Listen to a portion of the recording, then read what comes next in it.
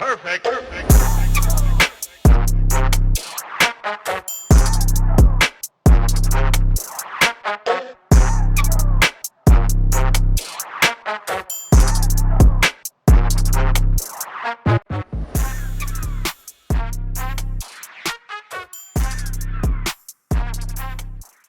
E aí, gurizada, beleza?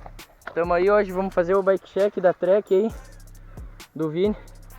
Tamo na pista aí, daqui a pouco vamos embora, fazer o bike check aí.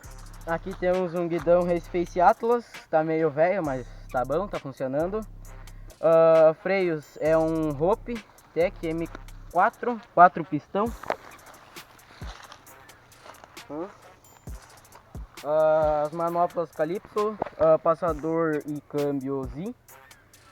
Daí temos a mesinha Marzocchi. A suspensão é uma Marzocchi Bomber 888 RC3 Evo 2010. Pneu é um Maxxis Minion DHF. O cubo, temos um cubo Specialized. Disco, o dianteiro é um Tektro. Pé de vela é um pé de vela Truvative. Pedal é um DX, Shimano DX. Aqui tá o DX. Choque Fox é um Fox DHX 5.0 222mm. Guia de corrente é da Rupi. Corrente FSA. Só tá meio sujo. Cassete é um cassete Sun Racing, câmbio Z com trava. O disco de freio traseiro é um SRAM. O pneu traseiro é um Maxxis Minion DHR2. E os aros eu não sei. Cubo traseiro é um Quanta. Vou mostrar lá o Quanta. E o banco sem quadro é um Trek 2012.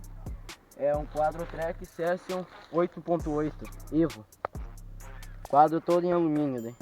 Envelopado com 3M.